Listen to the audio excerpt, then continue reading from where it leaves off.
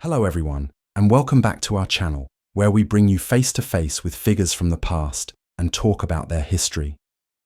When we think of Cleopatra, we often picture a beautiful, decadent sorceress, a femme fatale who seduced the most powerful men in the world to get what she wanted. But was she really just a seductress who used her charms for power? Or was she one of history's most brilliant political minds, a hyper-educated administrator desperately trying to save a dying kingdom from the jaws of Rome? So let's go ahead and get started. Cleopatra's Egypt was a very different place from the ancient Egypt we usually imagine. We are 1,500 years removed from the temples of Hatshepsut and the grand tomb of King Tut. In fact, the Great Pyramids were built 2,500 years before Cleopatra's birth, and by that time, only the head of the Sphinx would have been visible, as the rest was still buried. Her kingdom was a shadow of its former glory, crumbling under the weight of internal conflict and a massive debt to the ever-expanding Roman Republic. Cleopatra was part of the Ptolemaic dynasty, founded in 305 BCE by the Macedonian Greek Ptolemy, a general and friend of Alexander the Great's. Though they respected local culture and adopted Egyptian hieroglyphs, the Ptolemies remained culturally Greek, and they moved Egypt's capital from Memphis to Alexandria. Unfortunately, one thing the Ptolemies were very happy to preserve from ancient Egyptian culture was the marrying of brothers and sisters. And as a result, her parents were very closely related, making her family tree very convoluted. Especially for Cleopatra and her sisters, Arsinoe and Berenike, Ptolemaic Egypt was progressive for women. As a result, they received exceptional educations in literature, including Homer, military history, specifically Alexander the Great, public speaking, math, and more. But Cleopatra took her education a step further. She became the first and only member of her dynasty to learn the native Egyptian language, along with at least 8 other languages. This wasn't just for intellectual curiosity. It was a brilliant political move that allowed her to connect with her subjects in a way none of her ancestors ever could. But growing up in this royal family was not as easy as it may have seemed. In fact, you were lucky to survive to adulthood, not for the usual reasons like illness, but because it wasn't unusual for another family member to try to murder you for power. When she was 10, Cleopatra's father, Pharaoh Ptolemy X, was forced to visit Rome to pay homage, aka beg to keep his throne. During this time, her elder sister Berenike declared herself queen, only to be overthrown again by their father 3 years later with the help of the Romans. Berenike was swiftly executed.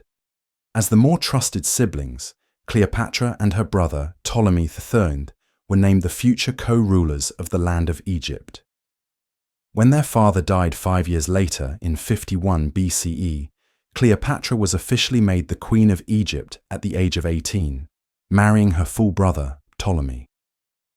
8 years older than her brother husband, Cleopatra immediately disregarded him, placing herself on coinage and unilaterally making decisions. By the end of the year, official documents were listing Cleopatra as Egypt's sole ruler.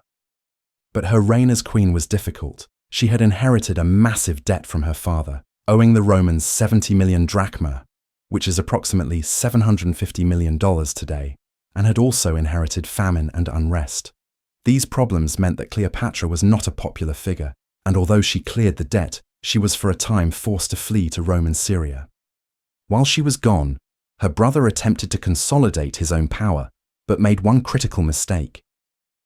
As mentioned in our recent Julius Caesar video, Ptolemy III made the decision to assassinate Julius Caesar's greatest political enemy, Pompey, as he fled for refuge in Alexandria. Ptolemy, of course, was hoping to garner Julius Caesar's favor, but it did not have the effect that he desired. Caesar, now the most powerful man in Rome, was devastated by Pompey's death, and extremely angry that a Roman consul had died at the hands of an Egyptian. He decided he was done with the unrest in Egypt and simply took up residence at the royal palace there, unofficially placing Egypt under Roman occupation and demanding that the young Pharaoh Ptolemy disband his army. With Caesar now in the palace, Cleopatra knew this was her moment. She was in exile, and her brother was trying to win over the most powerful man in the world. For her, this wasn't just a political problem, it was a life or death situation. This is the part of the story where we see the real Cleopatra, the one forged by a childhood of paranoia and betrayal. She had learned that in her family, you didn't wait for an invitation. You struck first, or you didn't survive. It's easy to see her next move as simple seduction, but for me, it's a masterclass in survival. She had to get to Caesar, but her brother's forces controlled the palace, so she devised a plan. Legend, of course, tells us she had herself rolled into an ornate carpet and delivered as a gift to Caesar's feet. The reality was probably a bit less glamorous. It's more likely she was smuggled inside in a large sack, carried by a loyal servant. But however she arrived, the effect was the same.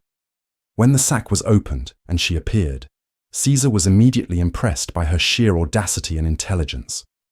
And so began one of history's most legendary alliances and one of its most famous love affairs. It's hard to say how much was genuine love and how much was political calculation, but it's clear they had a lot in common. Caesar was 52 and Cleopatra was just 21, but they were both brilliant, ambitious, and possessed a kind of ruthless charm. They spent the winter together in Alexandria, and their party cruises down the Nile became the stuff of legend. But this new alliance wasn't popular with everyone. The people of Alexandria saw their queen with the Roman general and felt their kingdom was being handed over. This sparked a brief but bloody civil war in the streets of the capital. It's so important to remember the impossible situation Cleopatra was in. She was fighting her own brother for the throne, trying to manage a kingdom on the brink of collapse, and navigating the ever-present threat of Rome. Her alliance with Caesar wasn't just a romance, it was a necessary, masterful move to save herself and her kingdom. With Caesar's powerful backing, the conflict was decisive. Her brother-husband, Ptolemy XIII, was defeated in battle and drowned in the Nile while trying to escape. Her other rival, her younger sister Arsinoe, who had also tried to claim the throne, was captured by Caesar and exiled. With her immediate rivals gone, Cleopatra's position was more secure than ever. At Caesar's suggestion, she married her youngest brother, the 12-year-old Ptolemy XIV, to satisfy tradition. But everyone knew who was really in charge, and soon their alliance would produce something that Cleopatra believed would secure her dynasty forever. To really understand the impossible situation Cleopatra inherited, and why she was so willing to gamble everything on an alliance with Caesar, we need to take a closer look at her father. His name was Ptolemy XIII Audacious, which means the flute player. And that nickname really tells you a lot about him. He wasn't a great general or a wise statesman. By all accounts, he was a man who loved luxury and the arts. And more than anything, he wanted to be accepted by the powerful men in Rome. But that friendship came at a staggering price. To get the Roman Senate to officially recognize him as the legitimate king of Egypt and an ally of Rome, he spent a fortune in bribes and gifts. We're talking about thousands of talents of silver, an amount so huge it was almost a third of Egypt's entire annual income. He had to take out massive loans from Roman financiers, essentially putting the entire kingdom in hock to foreign bankers. And this created a vicious cycle. The Egyptian people, especially the wealthy citizens of Alexandria, were furious. They saw their king draining the treasury to pay off foreign politicians. In 58 BCE, they'd had enough, and they rioted, forcing Ptolemy to flee for his life. And of course, he ran straight to Rome. For 3 years, he lived there as an exile, begging and borrowing even more money to convince the Romans to restore him to his throne. Finally, with the help of a Roman army, which he also had to pay for, he marched back into Alexandria. It's hard to imagine what this must have been like for a young Cleopatra. She would have seen her father, the pharaoh, reduced to a puppet of Rome.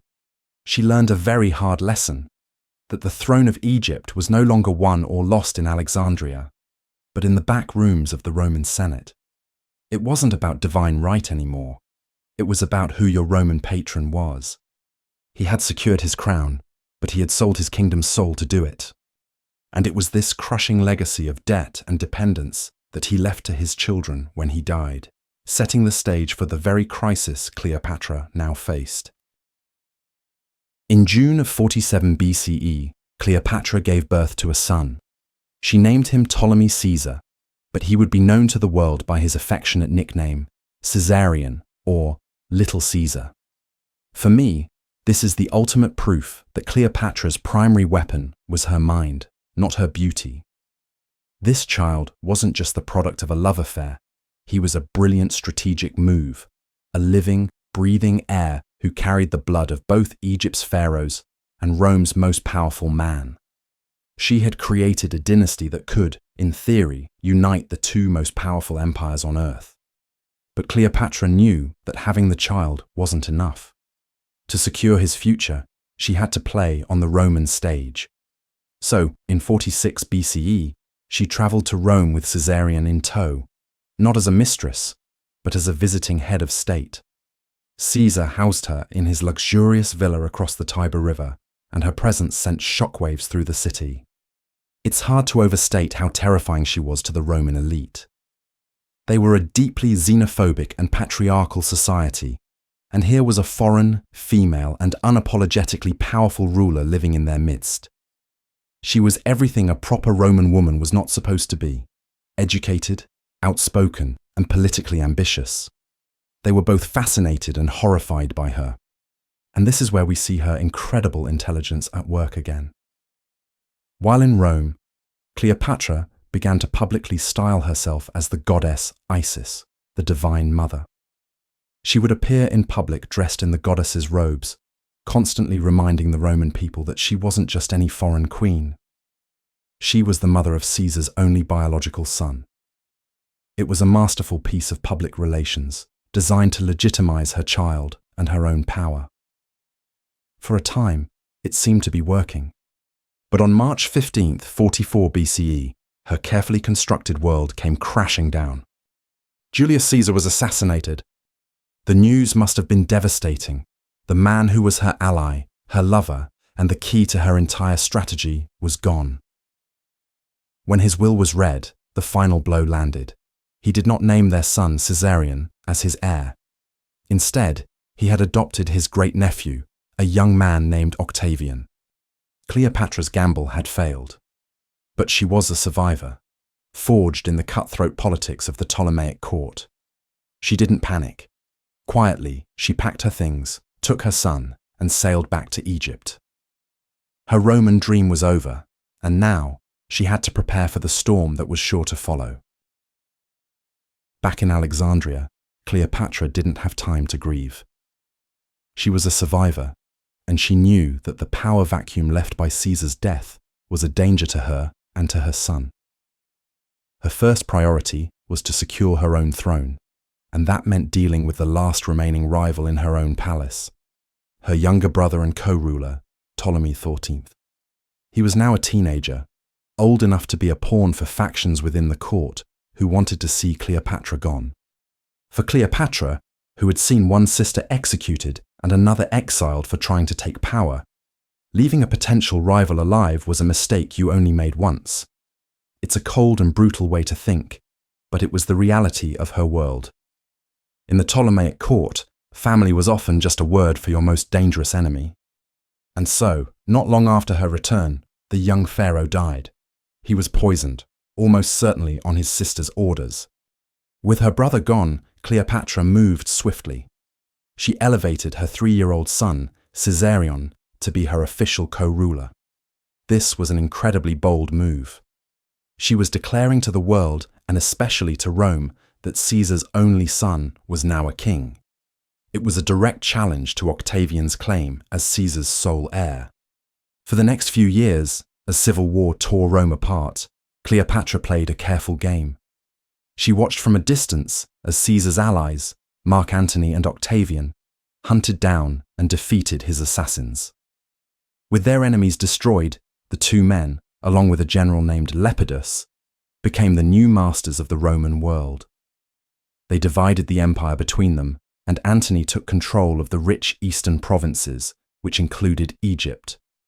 Then, in 41 BCE, a message arrived. It was a summons from Mark Antony.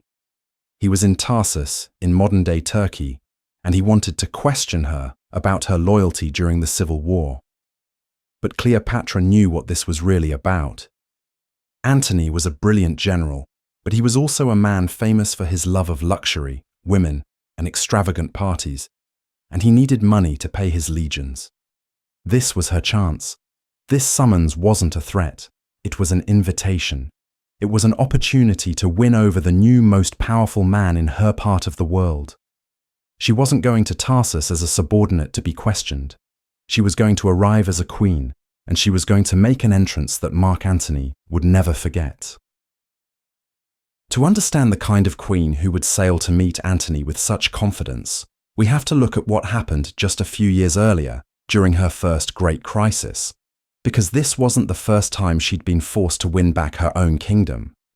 By 49 BCE, the court in Alexandria had turned completely against her. Her younger brother, Ptolemy the Thegned, was just a boy, but he was surrounded by powerful, ambitious men who saw Cleopatra as a threat to their own influence. They systematically stripped her of her power, removed her name from official documents, and eventually forced her into exile. It must have been a devastating and humiliating blow. She was the rightful queen, the elder sibling, and by all accounts the more capable ruler, yet she was being driven from her own capital like a criminal. But Cleopatra didn't flee to lick her wounds or beg for help. That wasn't her style. Instead, she went to Roman Syria, a region where she had allies, and she immediately began to do something that must have shocked her enemies. She started raising an army. Using her own funds and her incredible powers of persuasion, she gathered a force of mercenaries. For me, this is one of the most telling moments of her early reign. Long before she met Caesar or Antony, her first instinct in a crisis wasn't to find a powerful man to save her. It was to become a power in her own right. She was preparing to take back her throne by force. By 48 BCE, she marched her new army back to the borders of Egypt, setting up camp near the fortress of Pelusium. Across the desert, her brother's army, led by his general Achilles, set up their own camp. The two royal siblings, sister against brother, were now poised for a civil war. It was into this tense standoff that a ship arrived, carrying a desperate Roman general named Pompey, who was fleeing from his rival Julius Caesar.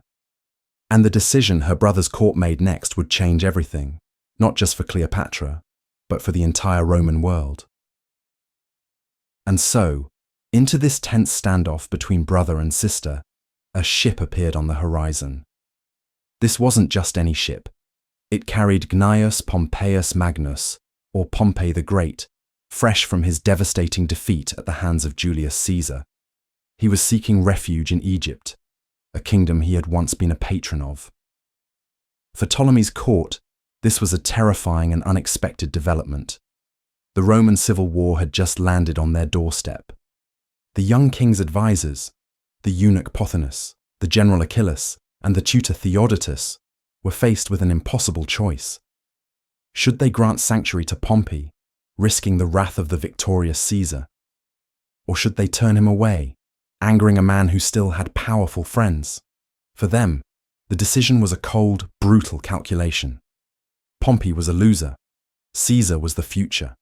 The quickest way to earn Caesar's favour, they reasoned, was to do his dirty work for him. They sent a small boat to greet Pompey's ship, inviting him ashore to meet with the king. As Pompey said goodbye to his wife and children, he must have felt a flicker of hope. But as he was rowed to the beach, he was met not by the young pharaoh, but by two of his former officers. As he stood to disembark, they stabbed him in the back. He was murdered right there on the shore, in full view of his horrified family, who could do nothing but watch from the deck of their ship. It was a shocking and brutal act, but in the minds of Ptolemy's advisors, it was a brilliant political move.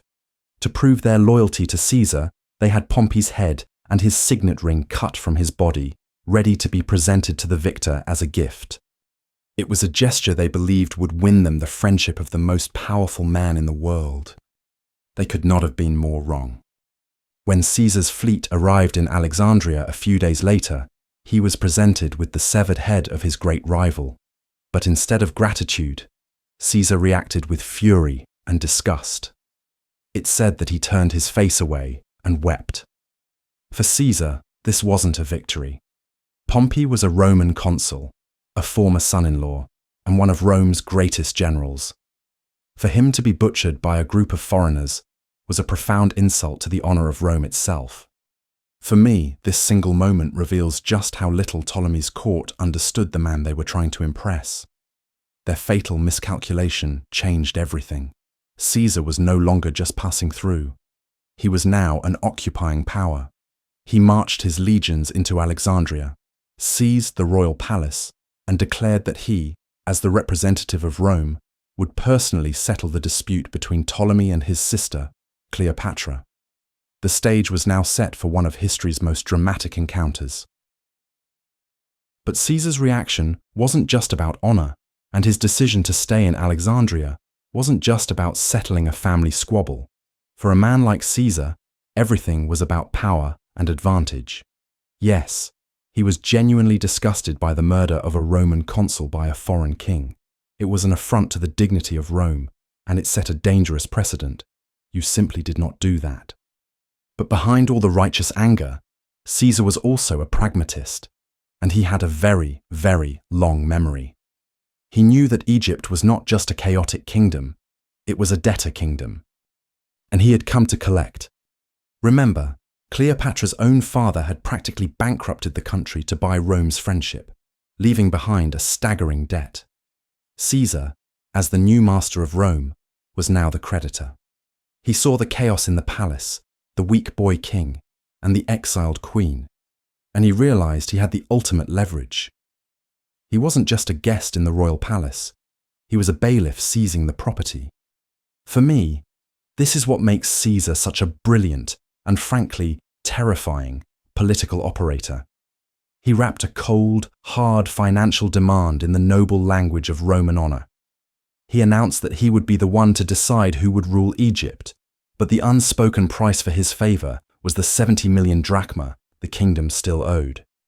The throne of Egypt was now officially for sale, and the currency was loyalty and cash paid directly to him.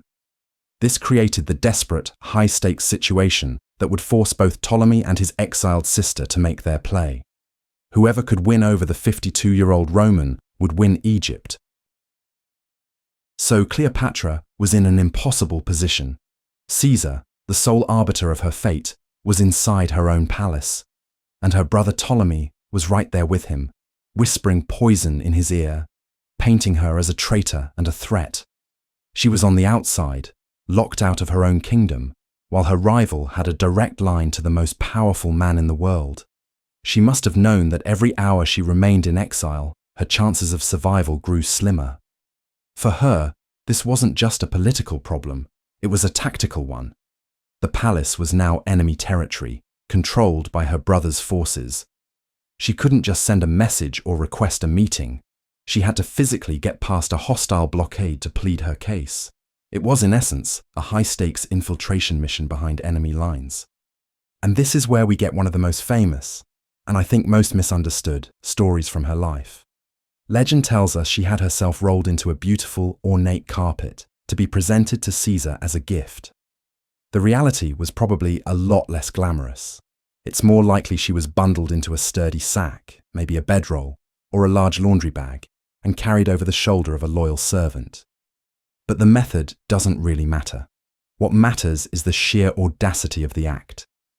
Imagine being smuggled through the corridors of your own home, holding your breath as you pass guards who would kill you on sight, all for the chance to get a few minutes with the one man who could either restore you to power or have you executed.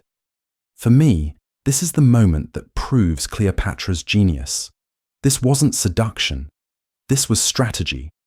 When that sack was unceremoniously dumped on the floor and she emerged, disheveled but defiant, she wasn't just presenting herself to Caesar.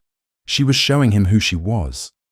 She was demonstrating that she was bold, resourceful, and willing to take the kind of risks that he, a fellow gambler, could understand and respect.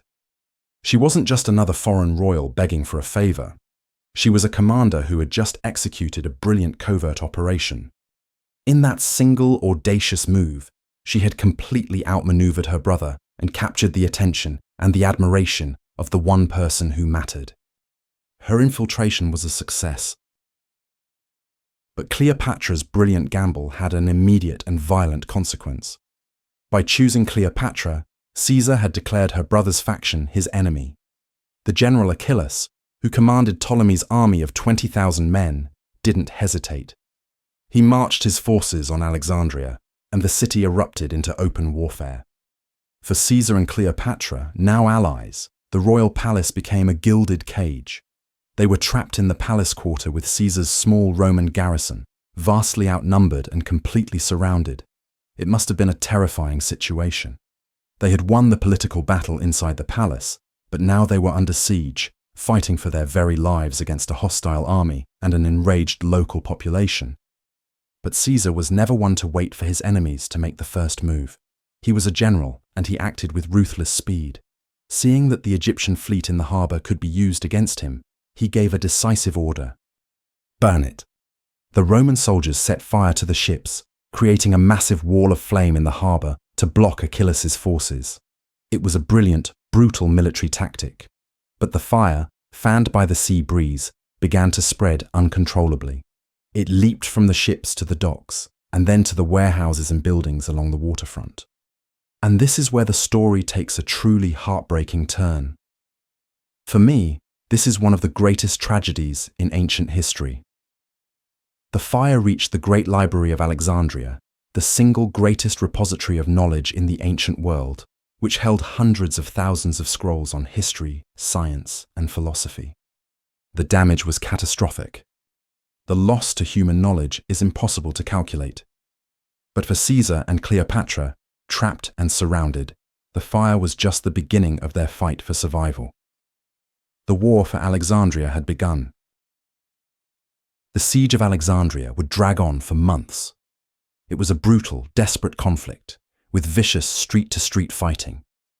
For Caesar and Cleopatra, trapped inside the palace, it must have been a terrifying time.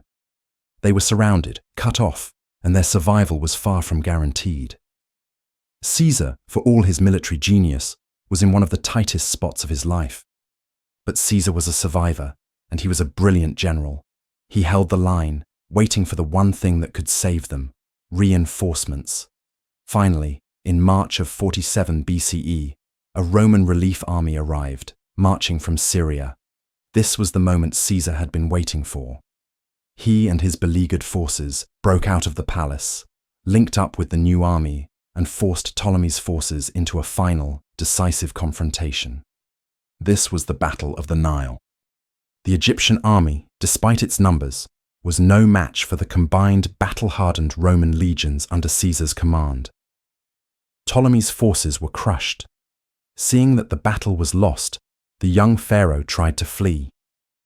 He scrambled onto a boat to escape across the river, but in the panic and chaos, the vessel was swamped with other fleeing soldiers, and it capsized.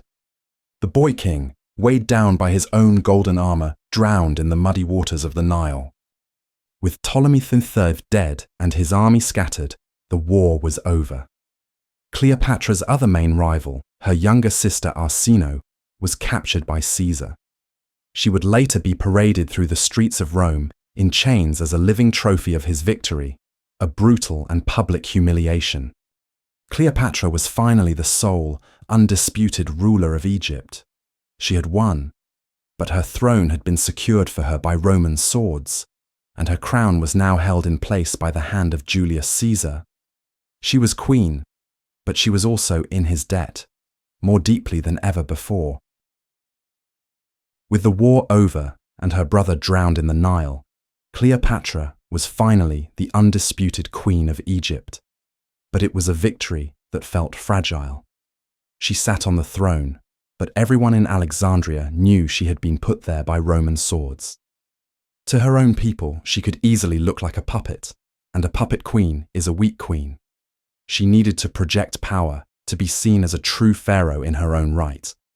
So together she and Caesar devised a plan. It wasn't a new set of laws or a military parade, it was a cruise. a very, very big one. They embarked on a lavish 2-month-long journey down the Nile. This wasn't just a romantic getaway or a honeymoon. For me, this was one of the most brilliant pieces of political theatre in the ancient world. Ancient sources say Cleopatra's royal barge was a magnificent floating palace, accompanied by a fleet of 400 other ships filled with soldiers, servants and entertainers.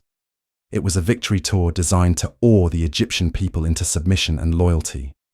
For Cleopatra, it was a chance to be seen by her subjects not as a desperate woman who had smuggled herself into her own palace, but as their rightful, divine ruler, powerful and serene, with the world's greatest general at her side.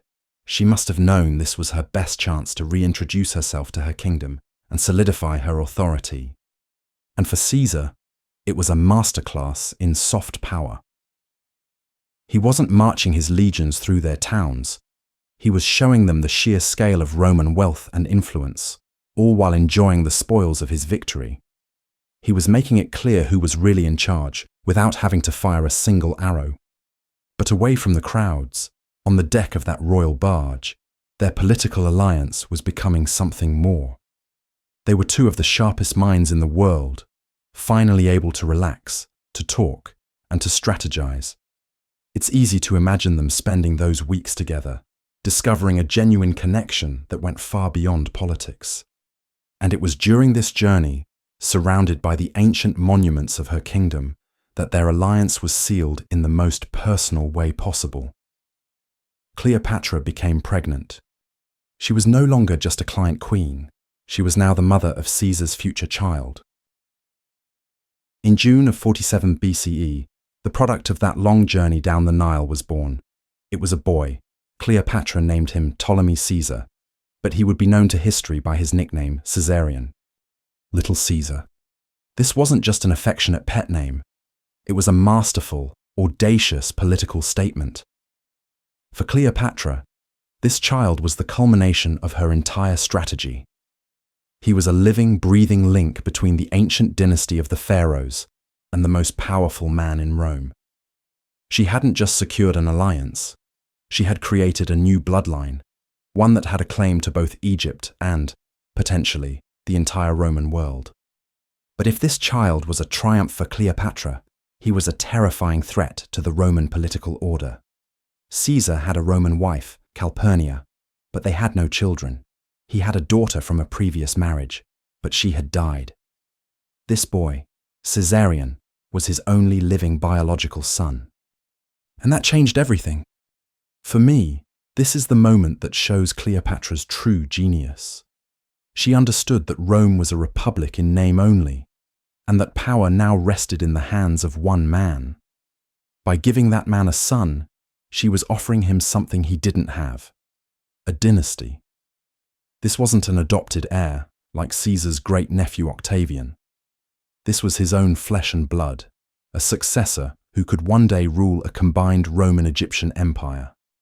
This was a direct challenge to the very idea of the Roman Republic. The birth of Caesarion meant that the line between king and consul, between a foreign queen and a Roman general, had been dangerously blurred. Cleopatra now held the single most powerful political asset in the Mediterranean. But she knew that having him wasn't enough. To make his claim real, she would have to take her fight to the one place that mattered most. She had to go to Rome.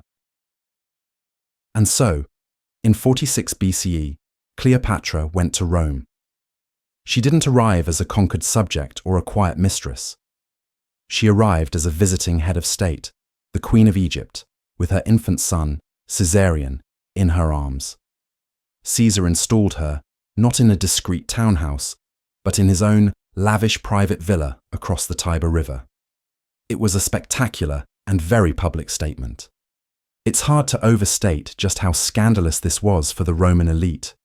They were a deeply conservative and patriarchal society, and suddenly, this foreign queen was living in their midst. She was everything a proper Roman woman was not supposed to be: powerful, fabulously wealthy, highly educated, and politically ambitious. She held court like a monarch, surrounded by her own advisors, and she made no apologies for her intelligence or her power. For the old guard of the Senate, this was a nightmare. The great orator Cicero, a man who saw himself as the guardian of the Republic's values, wrote about her with absolute disgust, complaining about her arrogance.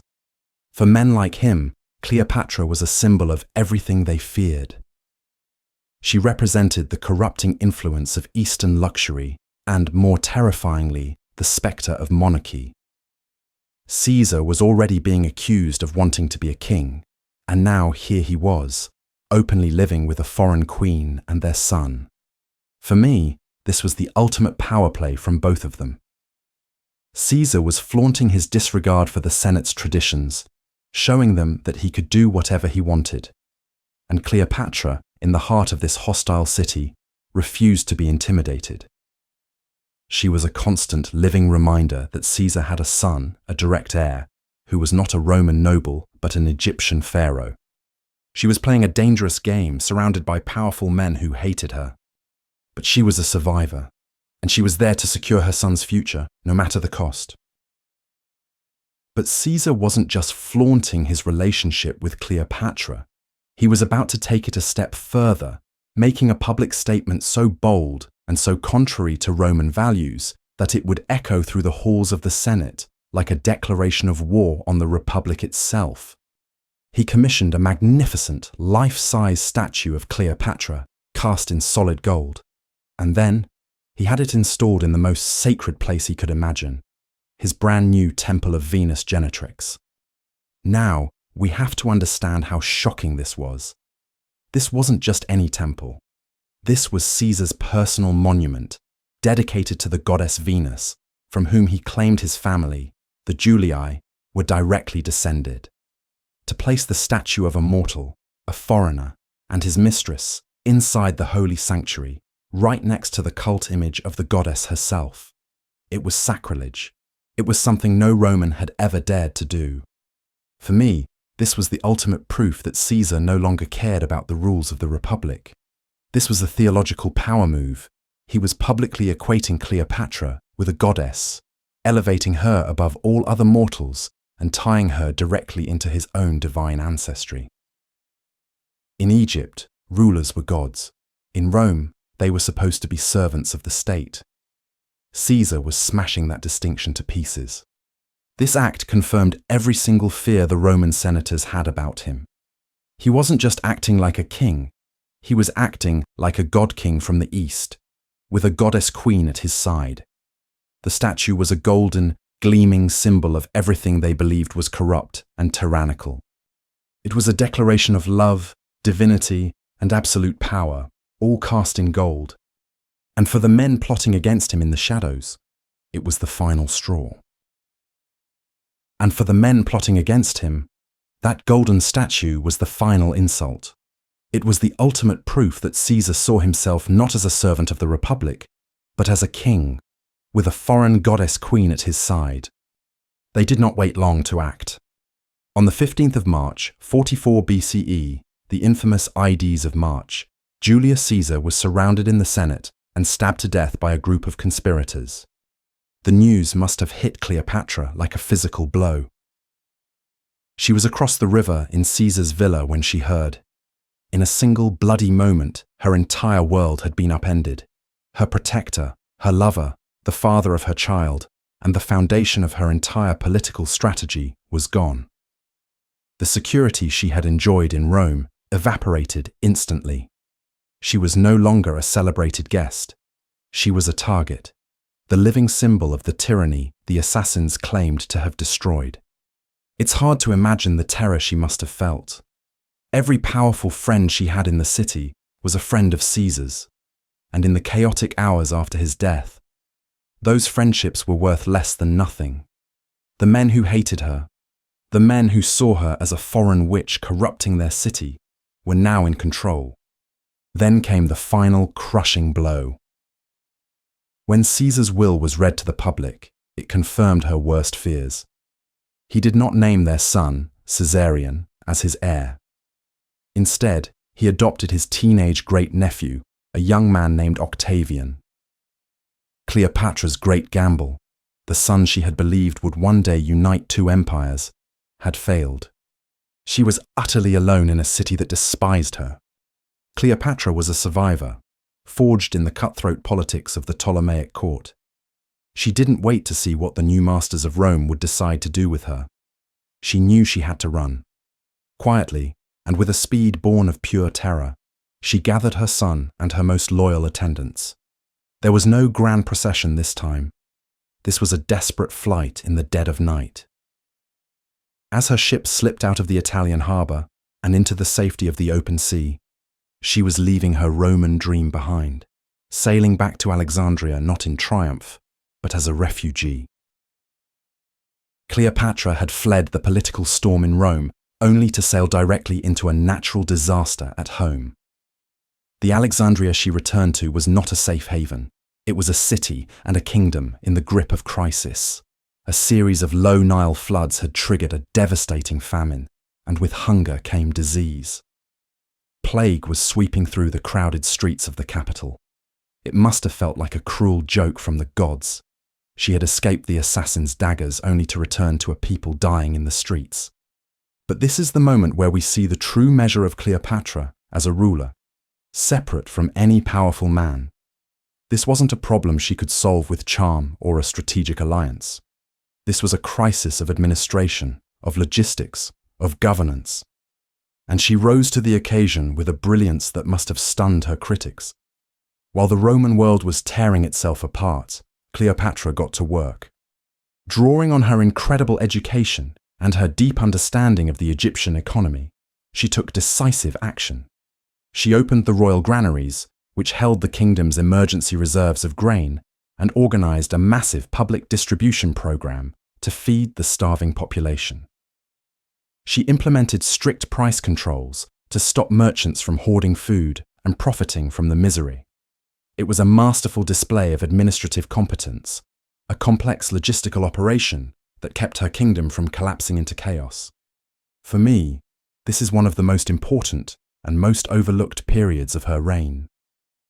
For 2 years, she governed a kingdom on the brink, and she did it entirely on her own. There was no Caesar to back her up, no Roman legions to enforce her will. This was pure, unadulterated leadership. She proved that she was more than a mistress or a political gambler.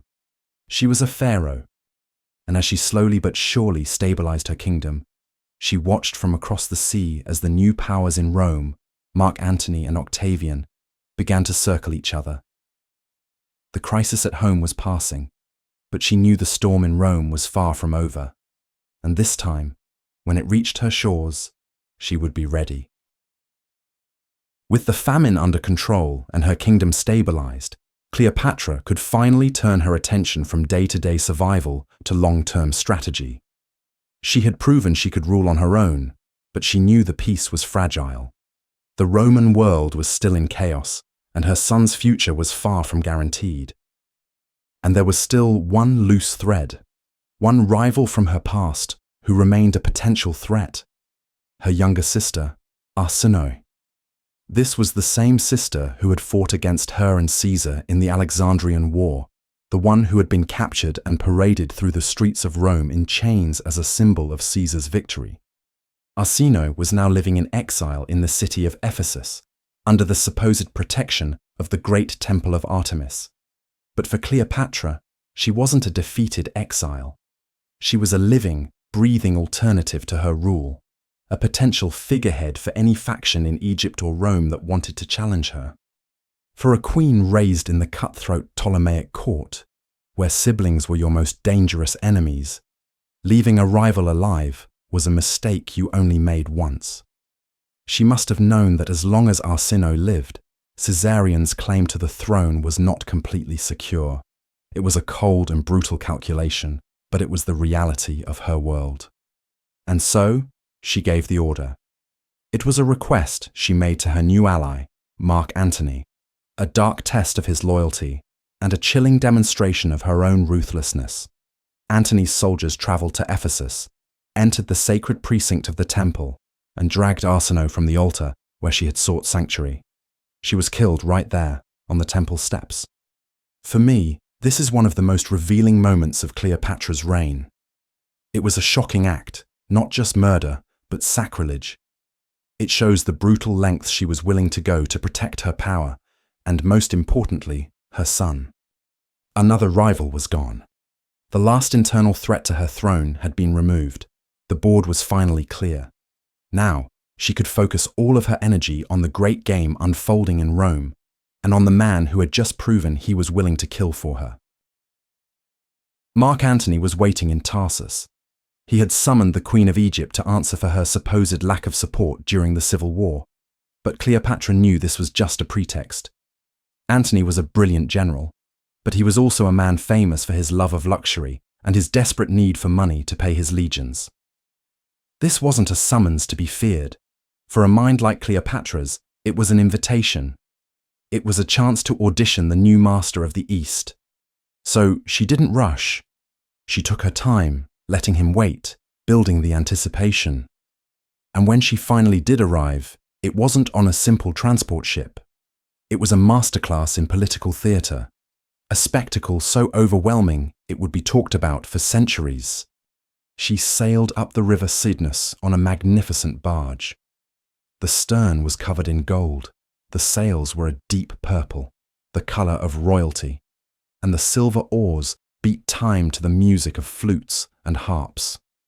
Her attendants, the most beautiful women of her court, were dressed as sea nymphs and graces, fanning her and steering the rudders. And there, at the centre of it all, was Cleopatra herself. She was lounging under a golden canopy, dressed as the goddess Venus. The air around the barge was thick with the smoke of expensive incense, a scent so powerful that it reached the crowds on the shore long before the ship itself came into view. For me, this is the most misunderstood part of her story. This wasn't just about seduction. This was a calculated, overwhelming display of wealth and power. She was showing Antony, in the most dramatic way possible, that she had what he needed. She wasn't just a client queen to be ordered around. She was a potential partner with a treasury so vast she could afford to burn money as perfume. It was a financial statement disguised as a divine visitation. The effect was immediate. The people of Tarsus, who had gathered to see the great Roman general, abandoned him and rushed to the riverbank to witness the spectacle.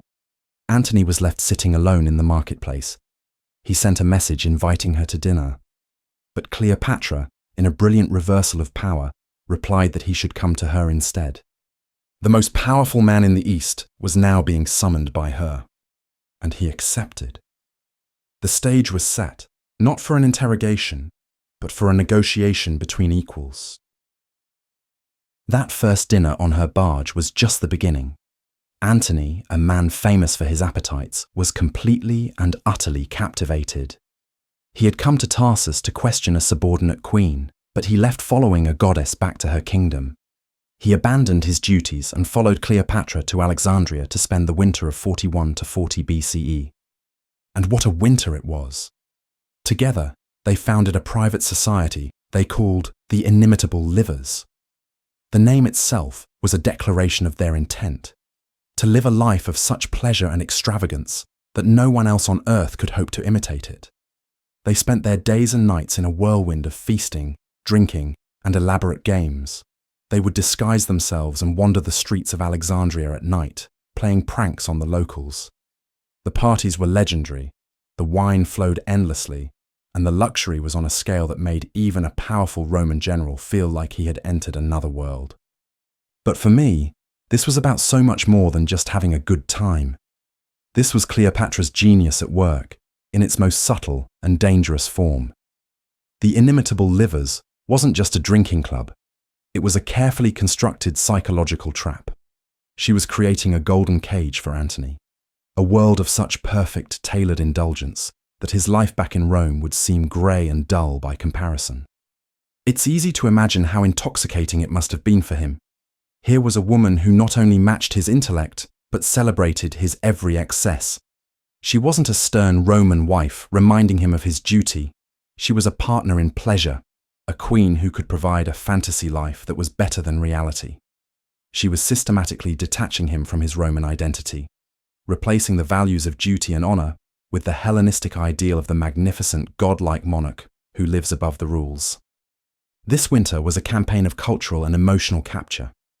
By the time the spring thaws arrived, Antony was no longer just a Roman general visiting Egypt. He was a member of her court, a part of her world, bound to her by 1,000 shared nights of laughter and excess. Rome was beginning to feel very, very far away. But the fantasy couldn't last forever. As the winter of 40 BCE came to an end, urgent news arrived from Rome that shattered the dream world of the inimitable livers. Antony's wife, Fulvia, who had started a disastrous war against Octavian in Italy, had lost and then died. The political situation was explosive, and Antony, as one of the rulers of the Roman world, had to go back to face his rival and clean up the mess. For Cleopatra, it must have been a jarring return to reality. The man she had spent months captivating was now being pulled back into the orbit of Rome, and she was pregnant with his children. He promised to return, of course, but she was a student of politics. She knew that a promise made in an Alexandrian palace might not survive the cold political calculations of the Roman Senate. And she was right. To patch things up with Octavian, Antony made the most politically advantageous move he could.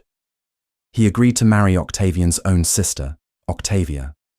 She was the perfect Roman woman, loyal, modest, and dutiful.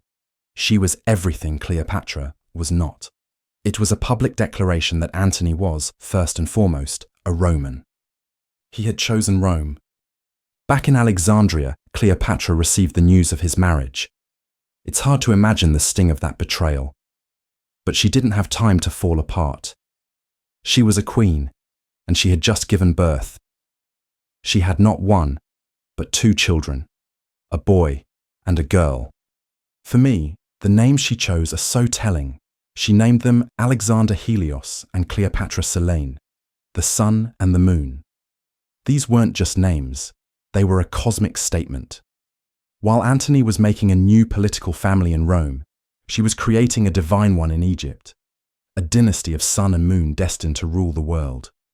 And so, for the next 3 years, there was silence.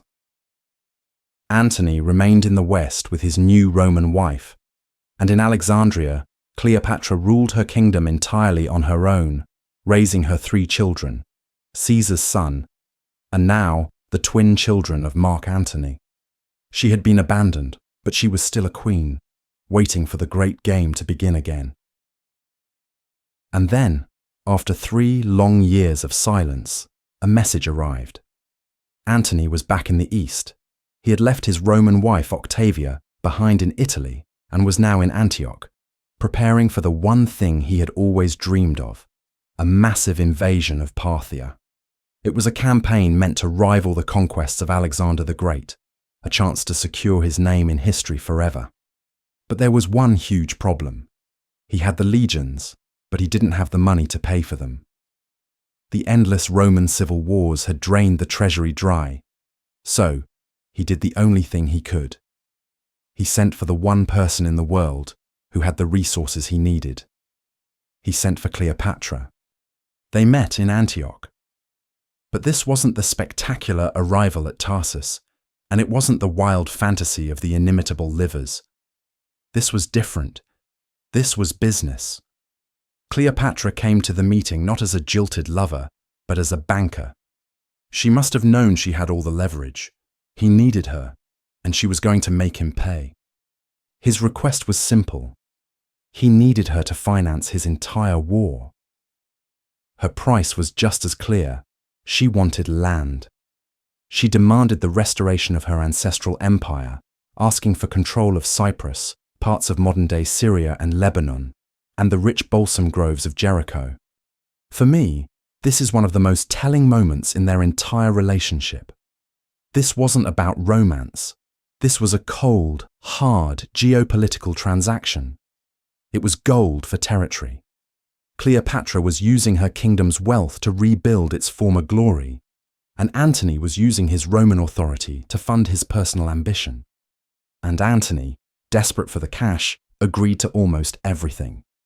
He handed over vast, valuable territories that were technically under Roman control. He had gotten his money, but he had just given a foreign queen a piece of the Roman Empire. It was a decision that would give his rival in Rome, Octavian, the perfect weapon to use against him. And so, with Cleopatra's gold filling his war chest, Antony marched east. This was his moment, the campaign he believed would define his legacy. He wasn't just fighting a war, he was chasing the ghost of Alexander the Great, hoping to succeed where other Romans had failed and bring the vast, wealthy Parthian Empire to its knees. He plunged deep into enemy territory with over 100,000 men, one of the largest armies Rome had ever assembled. But the dream of glory quickly turned into a nightmare. The campaign was a disaster from the start. Antony, in a rush to make progress, outpaced his own supply train. The Parthians, masters of their own terrain, immediately took advantage. They ambushed and completely destroyed his siege engines, the heavy equipment he needed to take any fortified city. It was a catastrophic blunder. Without his siege train, Antony was powerless. He couldn't attack the Parthian strongholds, and he was now stranded deep in hostile territory as winter began to set in. The glorious invasion devolved into a desperate, harrowing retreat. It's hard to even imagine the horror of that march. For weeks, his legions trudged through the freezing mountains, starving and relentlessly harassed by Parthian horse archers, who would appear, unleash a volley of arrows, and vanish before the Romans could respond. His legions, once the pride of Rome, were now a starving, freezing column of ghosts, haunted by the enemy they could never catch. Antony, the brilliant general, was reduced to a man watching his army die around him day by day. He lost over a quarter of his men, not in a grand battle, but to frostbite, starvation, and 1,000 tiny cuts. He finally managed to lead the broken survivors back into Roman Syria. But they were a shattered force, without food, proper clothing, or pay. And just when it seemed like the entire army might mutiny or simply dissolve, a lifeline appeared. It was Cleopatra. She had heard of the disaster, and she arrived not with a spectacular pleasure barge, but with a fleet loaded with the things a dying army needs: food, warm clothes, medicine, and money to pay the surviving soldiers. For me, this is the moment the entire relationship changes. Antony, the great Roman general, the master of the East, had been utterly humiliated. His ambition was in ashes, his military reputation was in tatters, and the survival of his army was now entirely dependent on the efficiency and wealth of a foreign queen. He had gone to Parthia to become a legend, and he had returned a beggar. The power dynamic had decisively and permanently shifted in her favor. He was no longer her Roman protector. He was now completely in her debt and in her power. Antony had returned from Parthia a broken man, his grand ambitions shattered, his army in ruins. He had been saved not by Roman legions, but by the wealth and efficiency of the Egyptian queen. For me, this is the moment the last vestiges of his Roman identity began to fall away. He didn't return to Rome to explain his failure. He returned to Alexandria, to the one place he had found success, and to the one person who now held all the power. He was no longer her Roman partner, he was her client. And in 34 BCE, he made that shift terrifyingly public. In a grand theatrical ceremony known as the Donations of Alexandria, Antony and Cleopatra appeared before the public on golden thrones, dressed as the gods Dionysus and Isis. Antony then made a series of declarations that would shake the Roman world to its core. He proclaimed Cleopatra Queen of Kings, and more importantly, he declared her son Caesarion to be the true, legitimate son and heir of Julius Caesar. It was a direct, public repudiation of his rival Octavian's entire claim to power. He then divided up the eastern territories, granting kingdoms to his own children with Cleopatra, Alexander Helios, Cleopatra Selene, and their younger brother. This was the point of no return. In Rome, Octavian had found the ultimate weapon. He illegally obtained Antony's will and read it aloud to the Senate. It confirmed every fear. Antony had left Roman lands to his foreign children, and most damningly, had requested to be buried not in Rome, but in Alexandria, beside Cleopatra. The Senate was outraged. Antony was no longer a Roman general. He was a traitor, bewitched by a foreign queen. They declared war, not on Antony, but on Cleopatra herself. The final conflict was now inevitable. And so, the stage was set for the final, tragic act of their lives. A story of war, defeat at the Battle of Actium, and ultimately, suicide. But while their political story ends in the ashes of a lost empire, the question that has followed Cleopatra through history, the one we started with, remains. Was she the beautiful sorceress of Roman propaganda, or something else entirely? To find the answer, we have to look at the most personal artifact she left behind, her face. So what did Cleopatra, the last pharaoh of Egypt, really look like? The Roman poets painted her as an irresistible femme fatale, but the historian Plutarch, writing a century later, gives us a more nuanced view. He wrote that her beauty was not in and for itself so incomparable as to strike those who saw her. Instead, he said her true power was in her presence, her irresistible charm, the sweetness in the tones of her voice, and her brilliant mind. But the most concrete evidence we have comes from the coins minted during her reign, and they are shocking. The face on these coins is not the face of a Hollywood starlet. The portraits show a woman with a prominent hooked nose, a sloping forehead, a firm chin, and large eyes. She looks like a Ptolemy. She looks like a ruler. For me, these coins tell the real story. They show us a woman who was not interested in being seen as beautiful in the conventional sense. She was projecting an image of strength, intelligence, and dynastic legitimacy. This was the face of a commander, a politician, and a queen who was fighting to save her kingdom from the most powerful empire the world had ever known. Her greatest weapon was never her beauty. It was the brilliant, calculating mind behind those intelligent eyes. And that is the Cleopatra who should be remembered, who should